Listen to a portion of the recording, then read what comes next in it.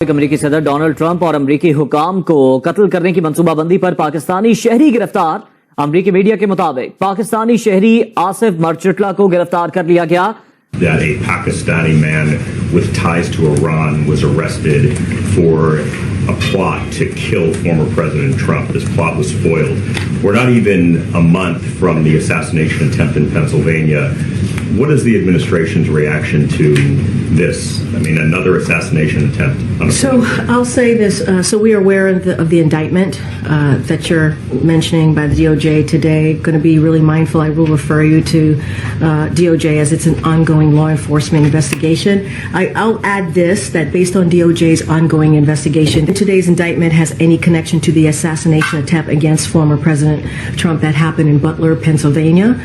But anything else, that is something that I would have to refer to. Trump और दीगर अमरीकी सियासतदानों के कत्ल की मुमकिना साजिश पर पाकिस्तानी शहरी पर फर्द जुर्म आयद। माजी में भी होता रहा, अब भी के कुछ भी केसेस बनते रहे। अभी ये बंदा अगर पकड़ा गया, लेकिन अगर ये छूट जाता है तो फिर इट मींस कि जो आप बातें करें वो बेबुनियाद साबित हो जाएंगी। अब की बात, अमेरिका में एक पाकिस्तानी पकड़ा गया है। बोला जा रहा है ये पाकिस्तानी जो है, इसकी एक फैमिली यानी कि एक पत्नी और बच्चे पाकिस्तान में रहते हैं, एक पत्नी और बच्चे ईरान में रहते हैं। इस आदमी का नाम है आसिफ मर्चेंट। और मेरे ख्याल में शायद इस वक्त अमेरिका की भी ये कोशिश जो हम कह सकते हैं कि अमन के क़याम के लिए बारहा जो वो ड्रामा कर रहे हैं, मैं नहीं समझता कि किसी भी तरीके से इस खित्ते के अंदर अमेरिका अमन चाहता होगा। उसकी प्रॉक्सी वॉर मुख्तलिफ तरीके से जारी है। अब वो दहशतगर्दी आपके गले पड़ चुकी जिसकी आप पहले बात कर रहे थे, लेकिन अब दुनिया को कन्विंस नहीं कर पाएंगे क्योंकि आप फाउंडर हैं उसके। आपने मैन्युफैक्चर की दहशत गर्दी दुनिया के लिए। कौन बनाया ना अमेरिका के साथ मिलकर, दहशतगर्दी तो नहीं ना हमने फाउंड। अमेरिका से पैसे लिए आपने, कौन सा आपने उनको फ्री बना के दी थी? हम लाते हैं टॉक शोज और अनलिमिटेड एंटरटेनमेंट सिर्फ यूट्यूब पर। अगर आपने अभी तक हमारा चैनल सब्सक्राइब नहीं किया तो अभी सब्सक्राइब करें और बेल आइकॉन को क्लिक करके हमारी लेटेस्ट वीडियोस के बारे में अपडेट जानें। तर्जुमान दफ्तर खारजा मुमताज जहरा बलोच का अमेरिका में आसिफ मर्चेंट की गिरफ्तारी पर बयान। हमने मीडिया रिपोर्ट्स देखी हैं। मुमताज जहरा बलोच अमेरिकी हुकाम के साथ राब्ते में हैं। की बात, अमेरिका में एक पाकिस्तानी पकड़ा गया है। बोला जा रहा है ये पाकिस्तानी जो है, इसकी एक फैमिली यानी कि एक पत्नी और बच्चे पाकिस्तान में रहते हैं, एक पत्नी और बच्चे ईरान में रहते हैं। इस आदमी का नाम है आसिफ मर्चेंट। ये है पाकिस्तानी नेशनल, लेकिन ये ईरानियन गवर्नमेंट के साथ इसके टाइज हैं, ऐसा क्लेम किया है अमेरिकन गवर्नमेंट ने अपनी जो चार्जशीट है उसमें। ये इसका नाम आसिफ मर्चेंट है, 46 साल का है और ये कोशिश कर रहा था कि ये असैसिनेट कर पाए फॉर्मर प्रेसिडेंट्स को या जीओपी प्रेसिडेंशियल कैंडिडेट्स, अभी जो प्रेसिडेंशियल कैंडिडेट्स हैं उनको। वो आदमी अप्रैल में पहुंचा था अमेरिका में। अच्छा, इनको वीजे भी मिल जाते हैं, पाकिस्तानी गवर्नमेंट दिलवाती है। ईरान से होता तो ईरान तो पहले ही दुश्मन है, तो ईरान से उसको वीजा कैसे मिला, कहीं ये अमेरिकन गवर्नमेंट बताने के मूड में है नहीं। तो इसको, क्योंकि इसके पास पाकिस्तानी पासपोर्ट है, तो ये पाकिस्तान से वीजा लेके गया होगा, ये गारंटी है। तो इस रिलीज में तो कहीं ऐसा नहीं है कि कहां से पहुंचा था। अच्छा, ये जो आदमी है जब अरेस्ट हुआ है उसके आसपास ही डोनाल्ड ट्रंप के असैसिनेशन का अटेम्प्ट हुआ था। और अमेरिका थोड़ा बेशर्म कंट्री जरूर है, लेकिन उसे भी पता चला कि पाकिस्तान असैसिनेशन कहां तक कराता है। खालिस्तानियों को सपोर्ट जरूर करता है अमेरिका, पाकिस्तान भी करता है, कहीं ना कहीं मिलते हैं अच्छी तरह से। ये आईएसआई और आर्मी की निगाहों में थी ये बात। डोनाल्ड ट्रंप को निपटा के पाकिस्तान को भी फायदा था। क्यों? क्योंकि डोनाल्ड ट्रंप एंटी पाकिस्तान थे। अच्छा, इसको पकड़ के अमेरिका की जो एजेंसीज हैं उन्होंने एक तीर से दो निशाने मारे कि उन्होंने ये बता दिया कि हम डोनाल्ड ट्रंप के ऊपर हमला हुआ था, वो 19 सेकेंड 20 सेकेंड 5 गोली 7 गोली, वहां तक तो हम काम नहीं कर पाए, लेकिन उसके बाद हमने पता लगाया कि इसमें तो पाकिस्तान था। लेकिन ये पूरे गेम में इन्होंने ईरान को ज्यादा लपेटा कि ईरान की गवर्नमेंट के साथ टच में था।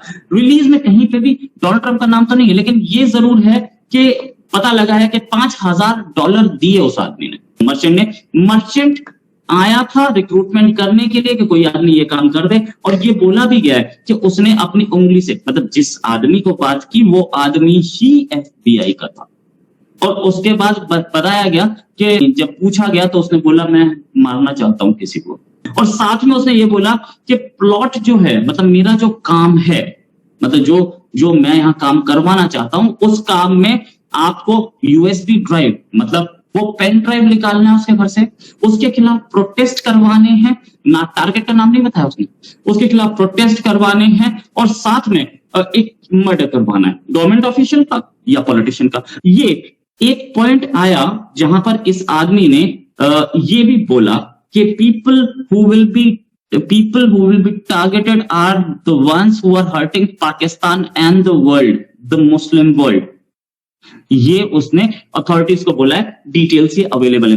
व्हाइट हाउस ने आसिफ मर्चेंट की ट्रंप पर हमले में मुलविस होने की तरदीद कर दी है। तर्जुमान व्हाइट हाउस का यह कहना है कि आसिफ मर्चेंट का साबिक अमेरिकी सदर डोनाल्ड ट्रंप पर कातिलाना हमले से कोई ताल्लुक नहीं है। लेकिन ये जो गेम था, इस गेम में पाकिस्तान को इतनी जल्दी क्लीन चिट अमेरिका कैसे दे गया, क्योंकि अमेरिका की खुद की फंसी है।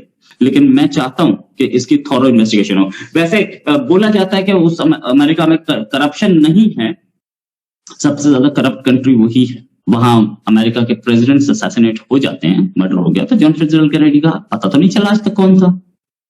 और वहां पर एक प्रेसिडेंट को रिजाइन करना पड़ा था क्योंकि वो अपोजिशन पार्टी के ऑफिस के अंदर वो एस्पियोनाज करा रहे थे, वहां पे जासूसी करा रहे थे। एक गलत सोच है, पता नहीं कब। अभी तो ये भी सोच रहे हैं कि ऐसा ना हो कि अमेरिका में जो प्रेसिडेंट आ जाए, ऐसा ना हो कि उनका ताल्लुक भी इंडिया से ही ना हो। इससे भी बड़े खौफजदा हैं। कल यहाँ पे बड़ी खबर थी, कल एक बड़ा यहाँ पे एक सेनेटर है फ्लोरिडा से, मार्को रूबियो, उन्होंने बिल पेश कर दिया है कि भारत को स्टेटस दिया जाए, जापान वाला, इजराइल वाला और नेटो वाला स्टेटस दिया जाए। और बिलखसूस उन्होंने पाकिस्तान को कहा है कि जो वो टेररिज्म में इन्वॉल्व है, पिछले काफी महीनों से आपने देखा होगा कई वाकयात हुए। अभी आपको पता है कि अमेरिकन कांग्रेस के अंदर जो एक बिल पेश किया गया है पाकिस्तान चाइना की जो इन्वेस्टमेंट के हवाले से, और जो हमें कट लगाने के लिए हमारी इमदाद के ऊपर, क्योंकि हमारी वो दोस्ती है तो इसलिए वहां पे कट लगा दिया जाए। इसी तरीके से उसी कांग्रेस के अंदर एक रेजोल्यूशन पास होती है नेतन्याहू को बुलाकर और क्लैपिंग की जाती है। इसका क्या मकसद है? अभी देखें ना, अगर इस वक्त ग्वादर का एयरपोर्ट उसकी ओपनिंग होने जा रही है तो वहां पे जो इस वक्त लॉ एंड ऑर्डर की सूरत पैदा की गई, अनारकी पैदा की गई, क्या कि किसी के एक के बस के काम है? ये वही अनासर है जो अरबों डॉलर जो है वो इन्वेस्ट हो चुके हैं बलूचिस्तान के अंदर, ताकि बलूचिस्तान तरक्की ना करे। अगर बलूचिस्तान तरक्की करेगा तो पाकिस्तान तरक्की करेगा।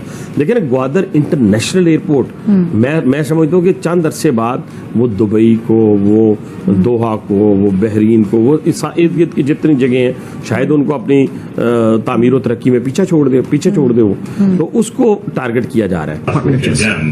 What happened? I mean, this alleged plot. Look, we have said many times, and I want to be really clear because this is a DOJ, it's an ongoing law enforcement DOJ indictment, so I'm going to be really mindful.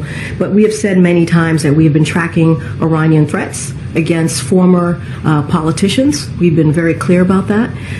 These threats arise from Iran's desire to seek revenge for the killing of Qasem Soleimani. We consider this a national and homeland security matter of the highest priority. We have repeatedly met at the highest levels of our government to develop and implement a comprehensive response to these threats.